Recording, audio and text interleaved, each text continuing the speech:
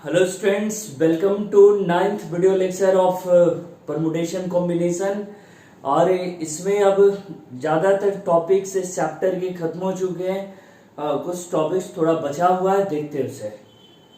Number of exponent of prime number P in factorial N. जब कोई factorial तोड़ते हैं, फैक्टोरियल को एक्सपैंड करके पूरा लिखते हैं, तो उसमें कोई खास से प्राइम नंबर जैसे 2, 3, 5 ये सब का कितना पावर आता है, कितना एक्सपोनेंट आता है, वो कैसे निकालते हैं। अगर रूल के अनुसार नंबर ऑफ एक्सपोनेंट इक्वल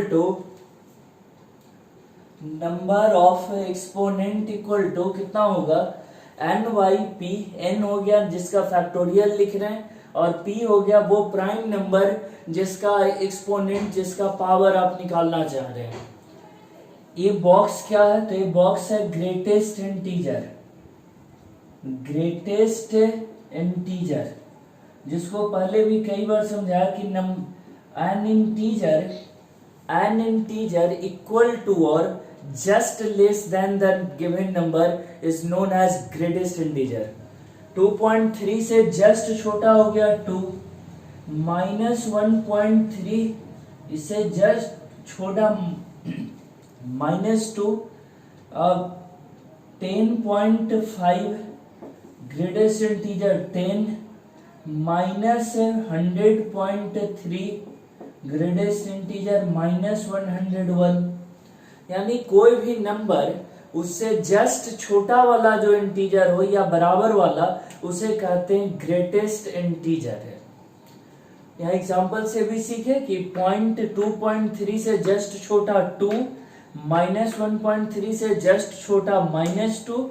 यूं तो बच्चों को आदत होती है कि 2.3 का 2 हुआ तो -1.3 का वो -1 कर देते हैं, लेकिन नहीं, इससे जस्ट छोटा -2 होगा, -1 तो इससे थोड़ा बड़ा हो जाएगा। तो greatest integer means an integer equal to और just less than the given number. जो एग्जांपल्स यहाँ सीखे, कह रहा है कि अगर कोई फैक्टोरियल लेते हैं, जैसे क्वेश्चन से इसे समझे, फाइंड द एक्सपोनेंट ऑफ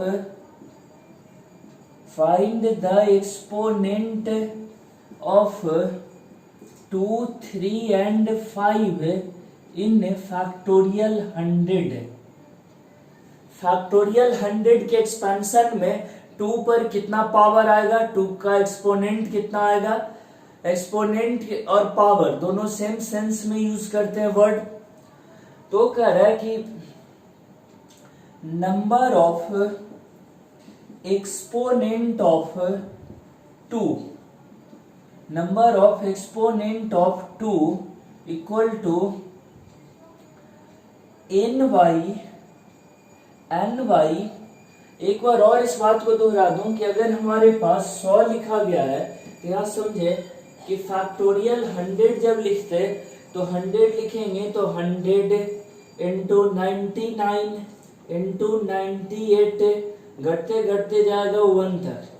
कह रहा है कि जब इतना बार लिखेंगे तो इसमें 2 भी कई बार आएगा और 1 से 3 भी कई बार आएगा, मान लीजिए 5 भी कई बार आ गया, मान लिया Z, इस तरह से।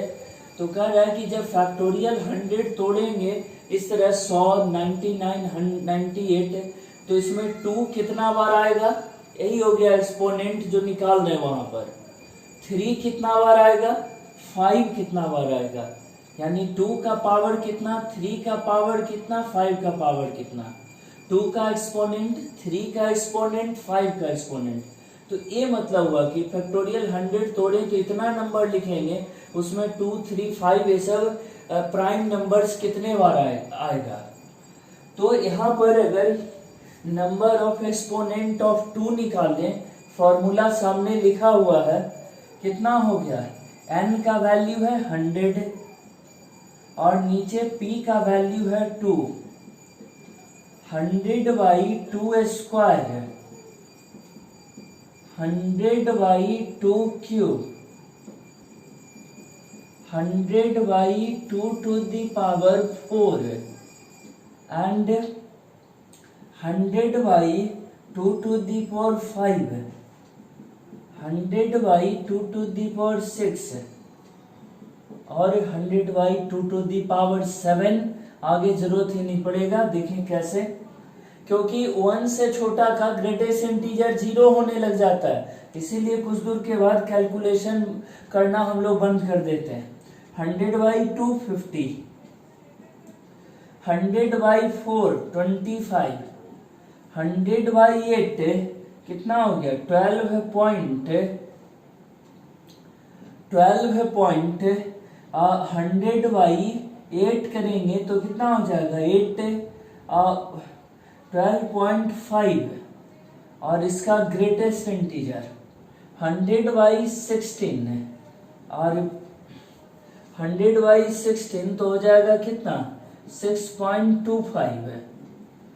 100/32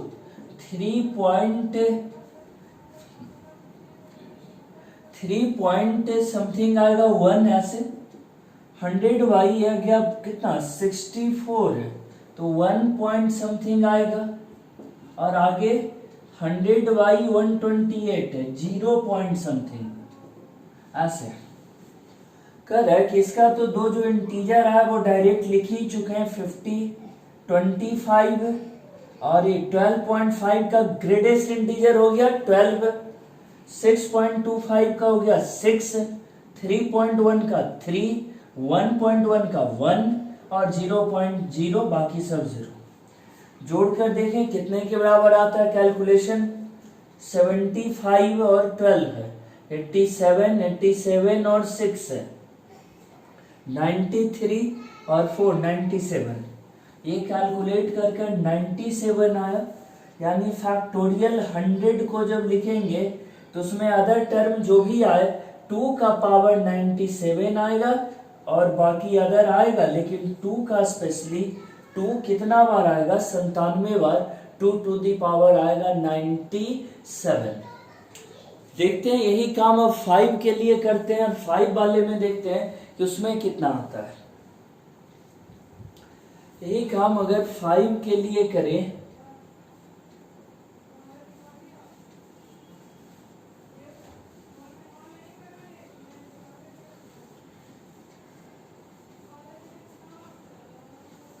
एक्सपोनेंट ऑफ 5 रूल के अनुसार फिर से भाई 100/5 का ग्रेटेस्ट इंटीजर 100/5 स्क्वायर का greatest integer 100/5 cube greatest integer. ये हो गया 24 और ये 100/125 0 पॉइंट समथिंग आएगा जिसका ग्रेटेस्ट इंटीजर 0 24, यानी फैक्टोरियल 100 लिखें तो 5 का पावर आएगा 24, बाकी अदर टर्म्स जो भी आ जाए, लेकिन 5 कितना बार आएगा 24 बार। जैसे 2 आया था कितना बार 97 टाइम्स, वैसे ही 5 आएगा कितना 24 टाइम्स है, यानी 5 टू दी पावर 24, 5 का एक्सपोनेंट 24। अब यही डिस्कशन 3 के लिए देखते हैं। यहाँ अगर 3 के लिए निकालना हो तो कितना आएगा, यहाँ हो गया 3 square 3 cube 100/3 to the power 4, फिर 100/3 to the power 5 and so on. 100/3 33 point something तो उसका हो गया 33। 100/9 11 पॉइंट समथिंग तो 11 आया ग्रेटेस्ट इंटीजर। 100/27 3 पॉइंट समथिंग तो उसका आया 3। 100/81 1 पॉइंट समथिंग तो आया 1 और 100 हो जाएगा 243 100/243 वो होगा 0 पॉइंट समथिंग तो उसका ग्रेटेस्ट इंटीजर 0। टोटल जोड़कर आ गया 44 और 4 48, यानी फैक्टोरियल 100 में 3 कितना बार आएगा तो 48 बार आएगा निकल कर। फैक्टोरियल 100 में 3 कितना बार आएगा तो 3 आएगा 48 टाइम्स 48 बार। करे इस तरह से हम किसी भी प्राइम नंबर का निकाल सकते हैं सिर्फ 3 2 3 5 ही क्यों?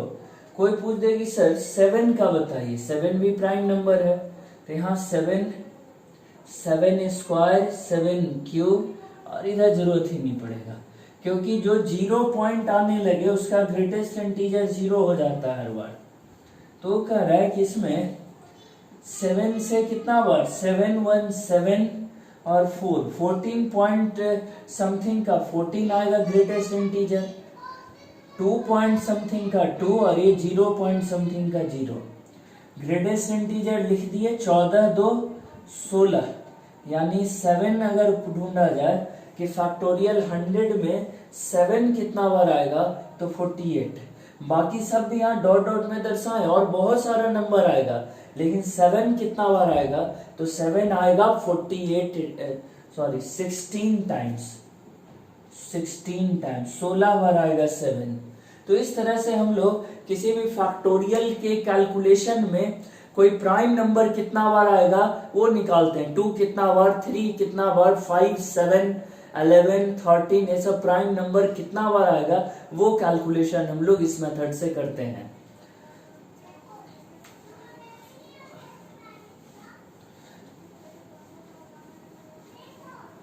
Find the number of 0 at the end of factorial 100। Factorial 100, factorial 100 के अंत में कितना जीरो होगा?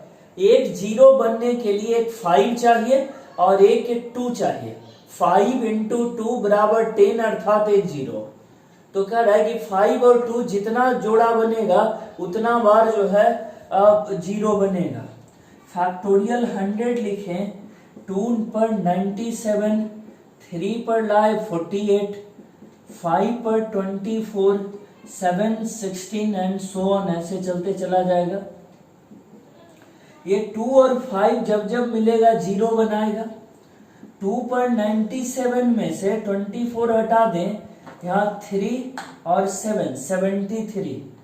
2 टू दी पावर 24 अलग कर लिए और 5 टू दी पावर 24 अलग। बाकी जो है सबको जैसे है वैसे कॉपी कर देंगे आगे जितना। देखो 2 टू दी पावर 73, ये हो गया 5 इंटू 10, 10 टू दी पावर 24 और into 3 48, 7 16। 2 to the power 73, 3 48, 7 16, 10 to the power 24, यानी 1 2 3 कितना जीरो हो जाएगा? 24 जीरो।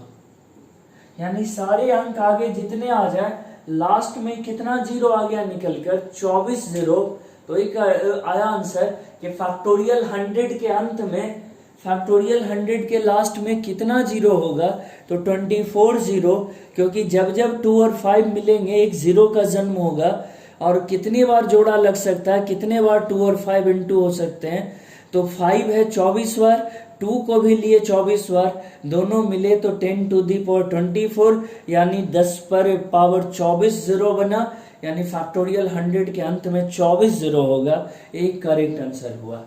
तो अब इस तरह से हम एक्सपोनेंट किसी भी प्राइम नंबर का फैक्टोरियल में कितना पावर होगा वो निकाल सकते हैं। अब आगे दूसरे मॉडल पे चलते हैं।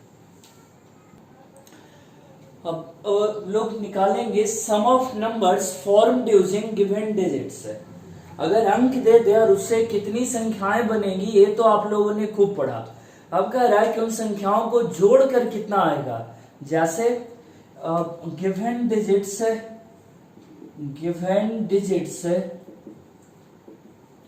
आर 1 2 3, मान लो 3 डिजिट गिवन है।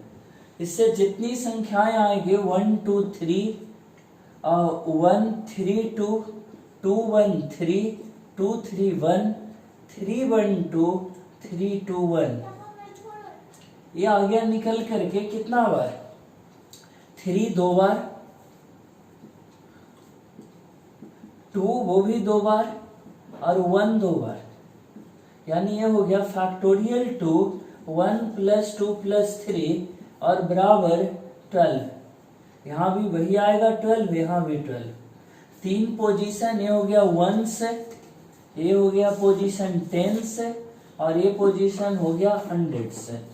तीनों पोजीशन इकाई, दहाई, सैकड़ा, तीनों जगह हम लोगों ने निकाला। यहाँ भी जोड़ कर आया कितना 12, यहाँ भी 12 और यहाँ भी 12, तीनों जगह आया। तीनों वैल्यूज से हम लोग सम लिखना चाहें तो सम इक्वल टू कितना हो गया। फर्स्ट देखे 12 यूनिट प्लेस वंस प्लेस पे है तो 12 इंटू 1। सेकेंड ये 12 टेंस प्लेस पर है तो 12 इंटू 10। और एक और 12 यहाँ आया वो 100 प्लेस पर है तो जाएगा 12 इंटू 100 आ गया 12 है 120 1200।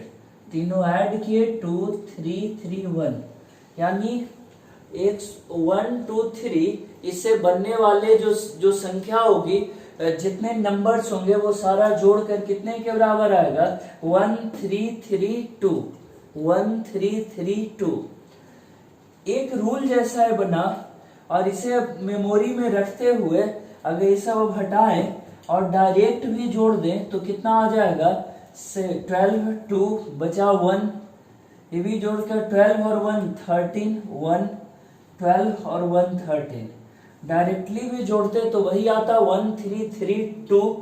यानी कि अगर हम लोग रूल वाइज जो बनाए या फिर डायरेक्ट जोड़ें, दोनों में वैल्यू सेम है। रूल क्या था, sum of digits at each place, प्रत्येक स्थान पर कितना हो गया तो कह रहा फैक्टोरियल n-1 और 1 digit 1 digit 2 and so on, जितना डिजिट है सबको जोड़ दिए। तो कह रहा है कि एक रूल आ गया। सम ऑफ नंबर्स क्या हो गया, sum of numbers equal to sum of digits into place value, ये आएगा निकल करके। तो कह रहा है कि इस आधार पे जब तक आप प्रैक्टिकल क्वेश्चन ना करें ये बहुत विजुअलाइज नहीं होगा। इतना सीखे और फटाफट और क्लियर करने के लिए क्वेश्चन लेते हैं, उससे एग्जांपल डिस्कस करते हैं, उससे और क्लियर होगा।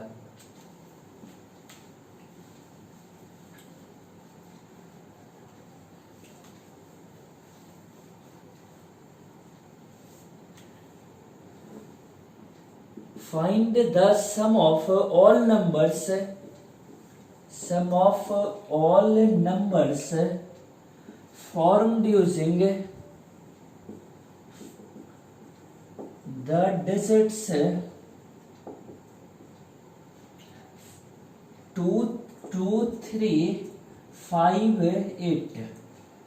4 डिजिट दे दिया 2 3 5 8, कह रहा है कि उससे जितने भी संख्या बनेगा वो सारे नंबर्स को जोड़कर कितना आएगा वो बताइए। रूल लगा देंगे, sum of digits at each place कितना हो जाएगा फैक्टोरियल n-1, n कितना है 4, n इक्वल टू हो गया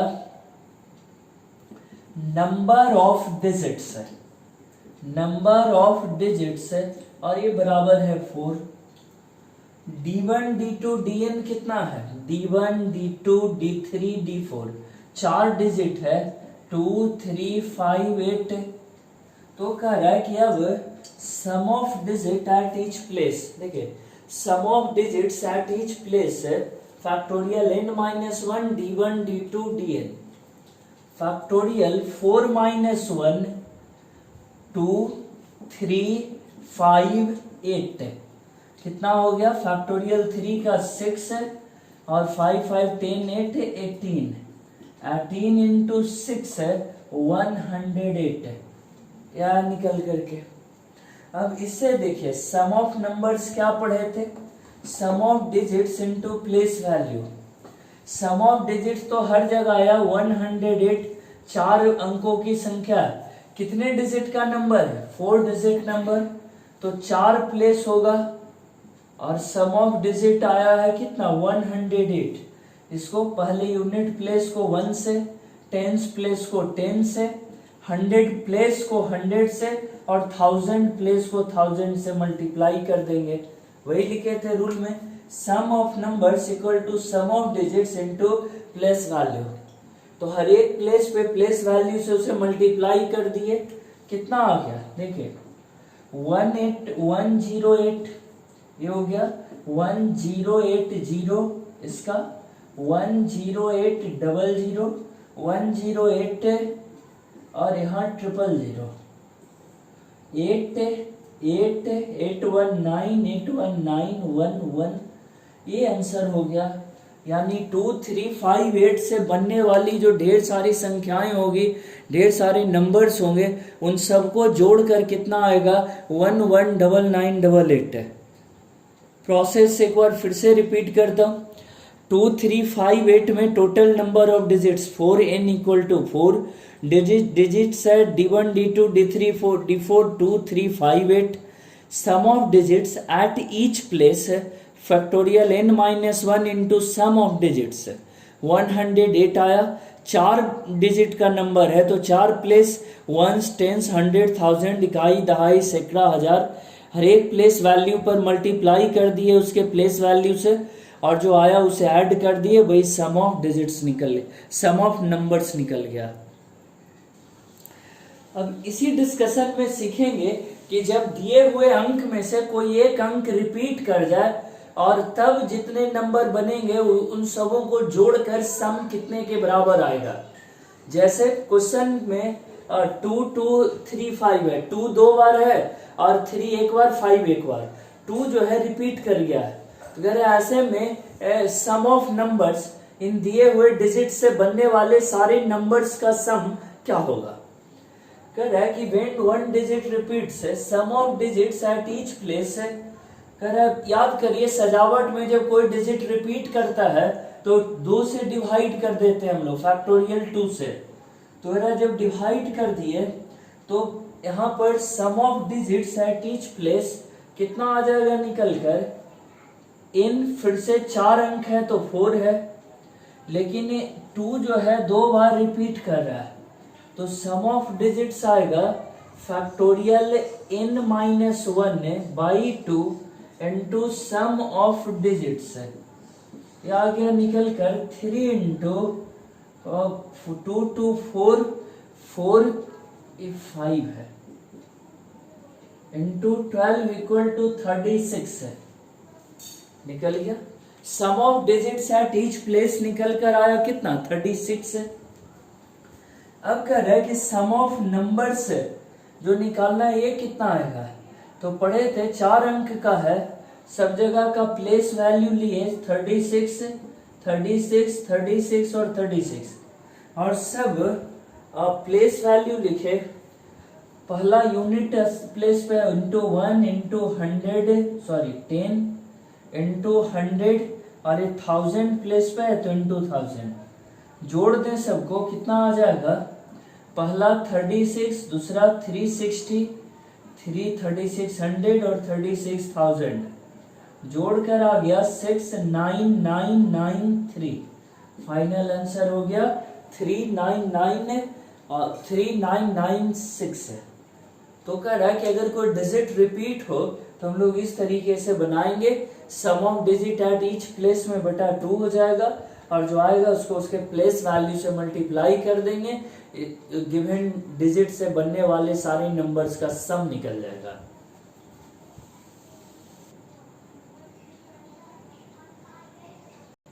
और यहाँ पर अब हम लोग न्यूमेरिकल प्रैक्टिस जारी रखेंगे। कह रहा है कि the number of rectangle and squares that you can find on a chess board are. एक शतरंज के बोर्ड पे, शतरंज की बिशात जो बोलते हैं, शतरंज का बोर्ड, उस बोर्ड पर, चेस बोर्ड पर कितने रेक्टेंगल बन सकते हैं और कितना स्क्वायर बन सकता है। चेस बोर्ड का एक ढांचा बना है। यहाँ आपको इससे मतलब नहीं है कि आपको चेस बोर्ड खेलने आता है, चेस खेलने आता है कि नहीं। यहाँ बेसिक मैथमेटिकल एनालिसिस करना है।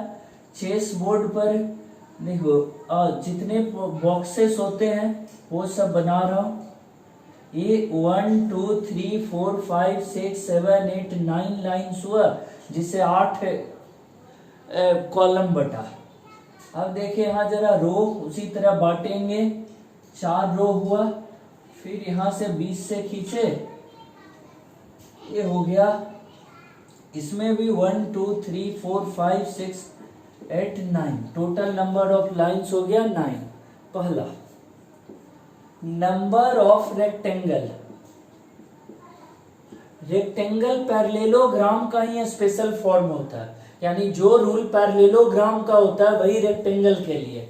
और पैरेललोग्राम का रूल याद है मुझे, MC2 इंटू NC2। थोड़ा प्रैक्टिकल भी समझें, इस 9 में से कोई लाइन ले, 2 लाइन, 2 चुने, 9C2। खड़ा वाला कितना है, ये भी 1 2 3, कितने लाइन्स हैं, 9।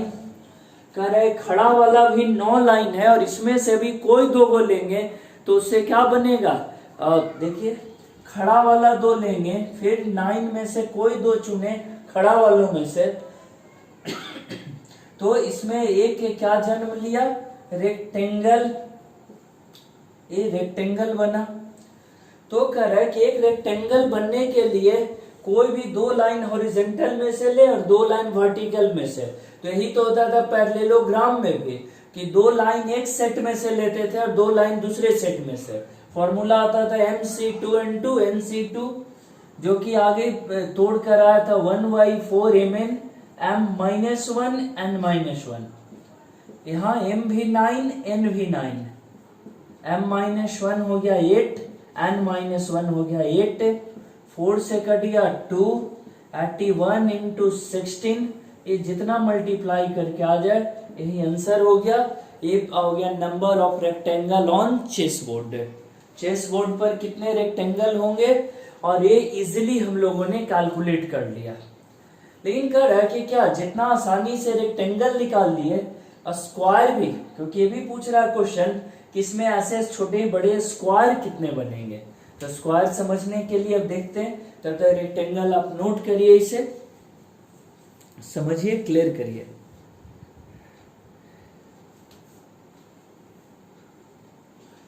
चलो अब स्क्वायर के लिए देखता हूं, इसे यहां से हटाएं। नंबर ऑफ स्क्वायर, स्क्वायर के लिए यहां से समझना होगा। देखो, स्क्वायर ऑफ यूनिट लेंथ है, ऐसा स्क्वायर जिसका लेंथ 1 यूनिट हो, जैसे 1 एक स्क्वायर हुआ, फिर ये 2 स्क्वायर हुआ, 3 स्क्वायर हुआ, समझेंगे, यहीं से क्लियर होगा। 1 2 3, जैसे ऐसे पेन चला रहा हूं 1 2 3, तो 8 इधर होगा, 8 इधर, टोटल 8 इंटू 8, ऐसा ऐसा कितना होगा, 1 2 3 4 5 6 7 8, और 8 16 24 32 40 48 48 56 और 64, टोटल कितना हो गया, 8 इंटू 8, 8 ऐसे 8 ऐसे, और एक टोटल गिन दे तो 1 2 3 4 5 6 7 8, फिर 9 ऐसे 8 8 16 24 ऐसे बढ़ते चला जाएगा। कह रहा 8 इंटू 8 हो गया 8 स्क्वायर। अब अगर स्क्वायर ऑफ लेंथ है 2 यूनिट, लेंथ है 2 यूनिट, ऐसा स्क्वायर बना है जिसका लेंथ 2 यूनिट हो।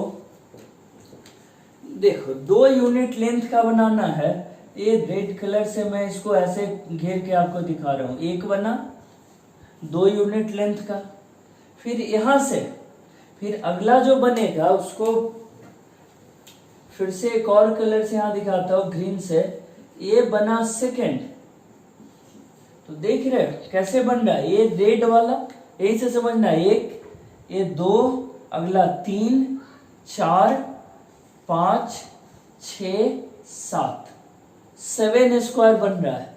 कितना, फिर से अगर कुछ अनक्लियर रह गया, देखो 2 यूनिट लंबाई लेना है, 2 यूनिट पे उंगली रखे हुए हैं, ये रेड वाला बना 1 स्क्वायर, फिर 1 छोड़कर फिर 2 यूनिट लिए, 2 से 4 ऐसे, ये भी ग्रीन वाला जो बना है ये भी 1 स्क्वायर है। तो ऐसे ही चलते जाए तो 1 2 3 4 5 6 और 7 स्क्वायर इधर, तो 7 इधर भी बनेगा। Total number of square 7 into 7, यानी हो गया 7 स्क्वायर। तो ऐसे ही अगर निकालते, अब सिमिलरली करके लिख देंगे, similarly square of length 3 units अगर लिखें तो 1 यूनिट वाला में 8 का स्क्वायर, 2 यूनिट वाले में 7 का, तो 3 यूनिट वाले में 6 का square and so on. Total number of square कितना हो गया? Total number of square equal to 8 square, 7 square, 6 square और चलते चलते कहाँ तक 1 स्क्वायर। एपीजीपी में खूब पढ़े हैं। स्क्वायर में अगर टर्म्स दिया रहे ऐसे, तो स्क्वायर में दिए हुए टर्म को जोड़ने का फॉर्मूला क्या सिखाएं? n into n plus 1 into 2n plus 1 by 6 है। n into n plus 1 into 2n plus 1 divided by 6। यहाँ 8 है, कितना आया जोड़ करके? 8। 8 प्लस 1 9, 2 इंटू 8 प्लस 1 17 बाई 6, 3 2 4 हो गया 12 इंटू 17। ये जितना आ जाए निकल करके कितना हो गया? 204, 204। यानी टोटल नंबर ऑफ स्क्वायर जो बनेगा एक चेस बोर्ड पर वो होगा 204। किसी चेस बोर्ड पर बनने वाले टोटल नंबर ऑफ स्क्वायर कितना होगा? 204। ओके, सीखे इसे, प्रैक्टिस करेंगे तो और बेहतर होते चला जाएगा numericals. There are 5 roads leading to a town from a village. The number of different ways in which a villager can return back is. कह रहा है कि एक गांव से शहर जाने के लिए 5 रास्ते हैं, तो कह रहा है कि एक गांव वासी, एक विलेजर कितने तरीके से लौट सकता है। लौटने का मतलब वो शहर जाएगा भी और आएगा भी, दोनों करेगा तब कंप्लीट होगा वर्क। तो number of veg to go to town, शहर जाने के कितने तरीके होंगे? 5। Number of ways to return from town, ये भी कितना हो गया? 5। कह रहा है कि ये ऐसा काम है जिसमें जाना भी जरूरी है, आना भी जरूरी है, कोई एक करने से काम नहीं चलेगा।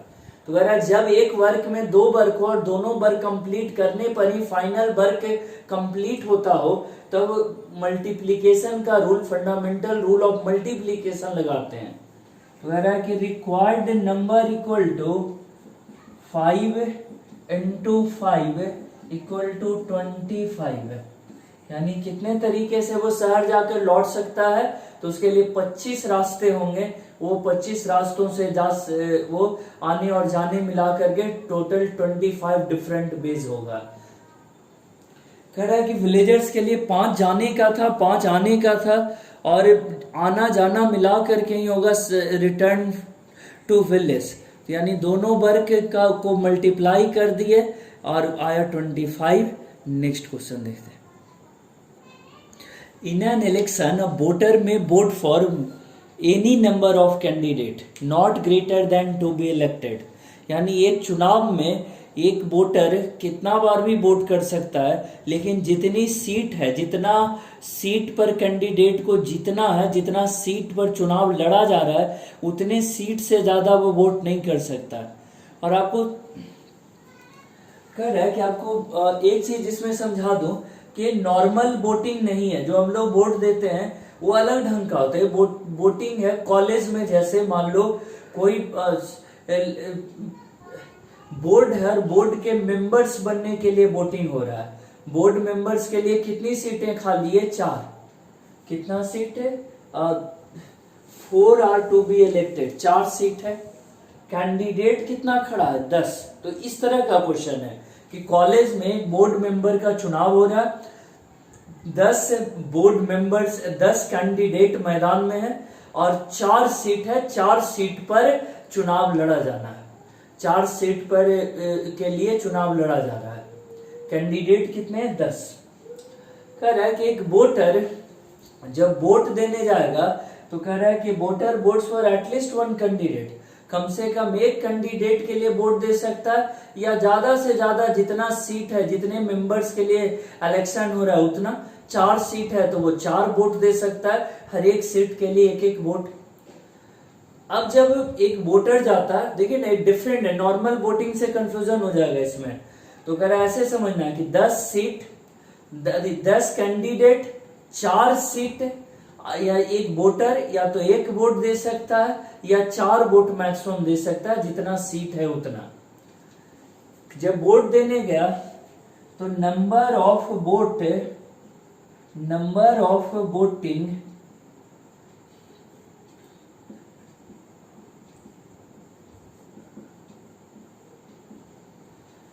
ऑफ वेज ऑफ वोटिंग, चुनाव में वोट देने के तरीके, कह रहा है आप 10 में से एक वोट दिया, देने गया, बोला कि नहीं 10 कैंडिडेट में से एक ही कैंडिडेट लायक है, बाकी 9 गो नालायक है, हम एक को चुनेंगे, बाकी 9 को हम वोट किसी को नहीं देंगे। फिर 10 में से आप 2 वोट दे सकते हैं, गए बोले नहीं 10 गो में 2 कैंडिडेट बढ़िया, बाकी सब बढ़िया नहीं, हम 2 ही को वोट देंगे और घर जाएंगे, हमको और वोट नहीं देना है।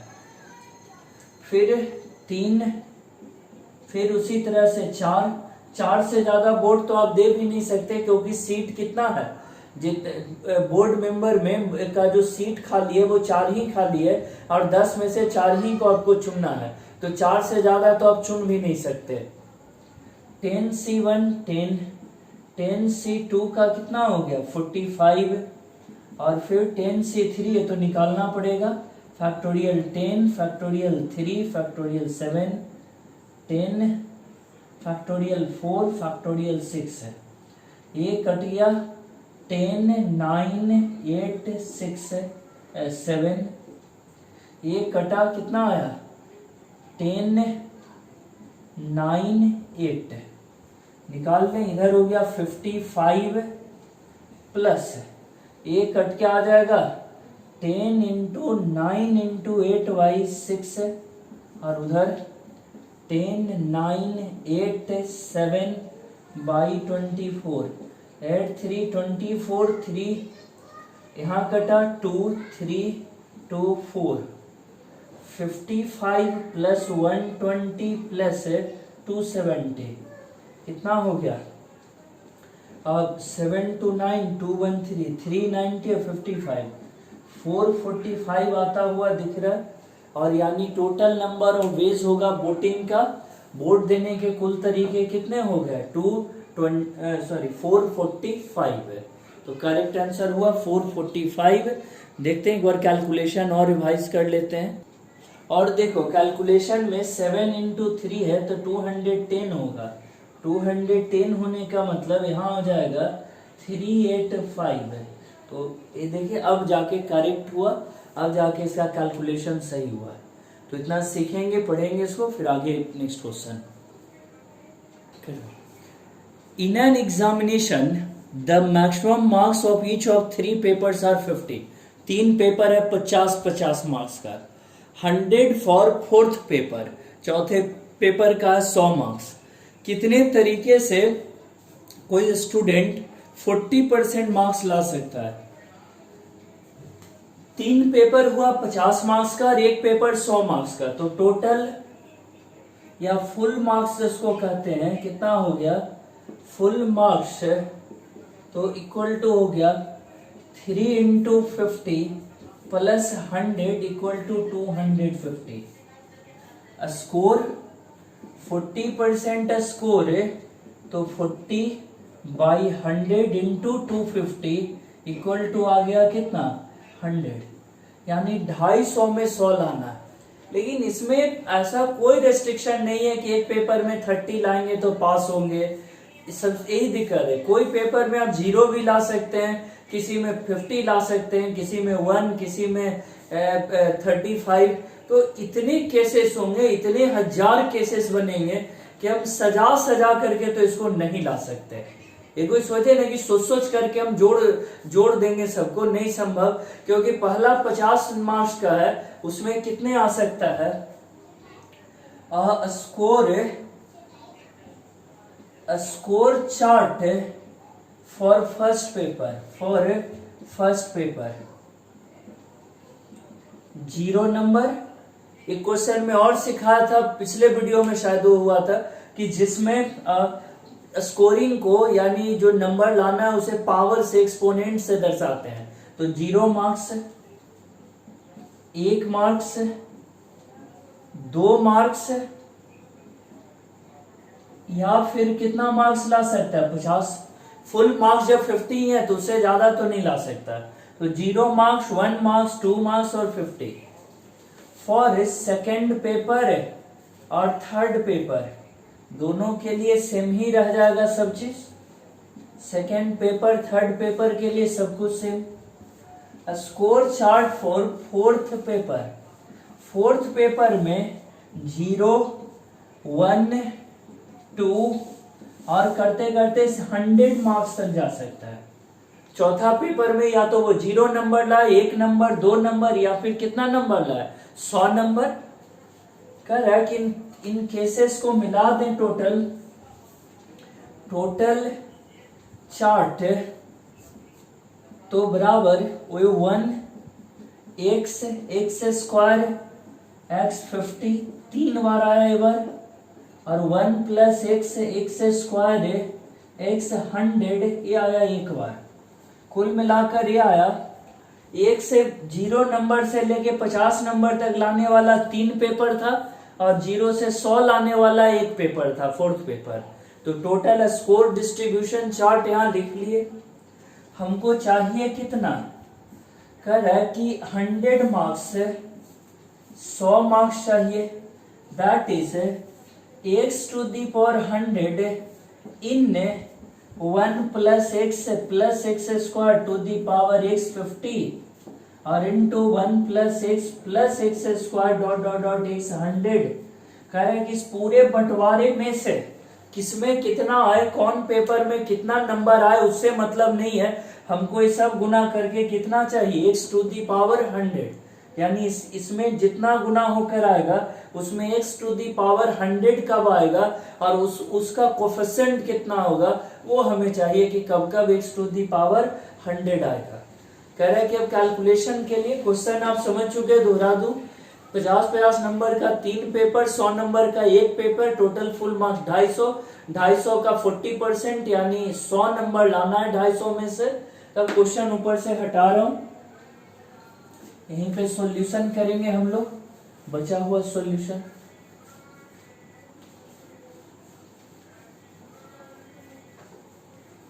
देखो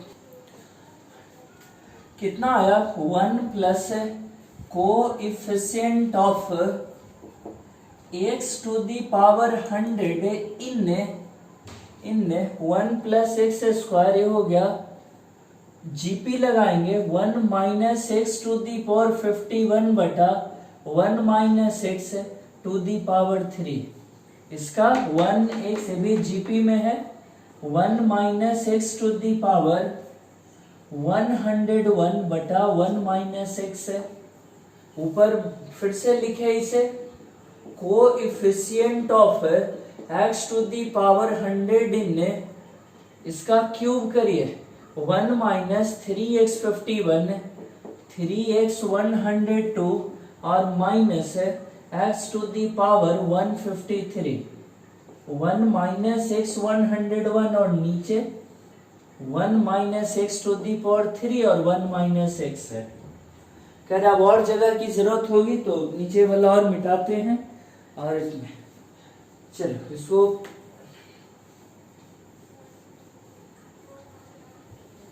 कितना आएगा देखिए जरा, coefficient of x to the power 100 in, कह रहा जब x टू दी पावर 100 का कोएफिशिएंट चाहिए तो x टू दी पावर 102 को हम क्यों रखे हुए हैं, 153 को क्यों रखे हुए हैं और 101 को क्यों रखे हुए, क्योंकि ये तो सब 100 से बड़े हैं। इसको किसी और से गुना करें ना करें 100 से बड़ा है, और हमें चाहिए x टू दी पावर 100। तो ये निगलेक्ट हो जाएगा, ये निगलेक्ट हो जाएगा और ये निगलेक्ट हो जाएगा।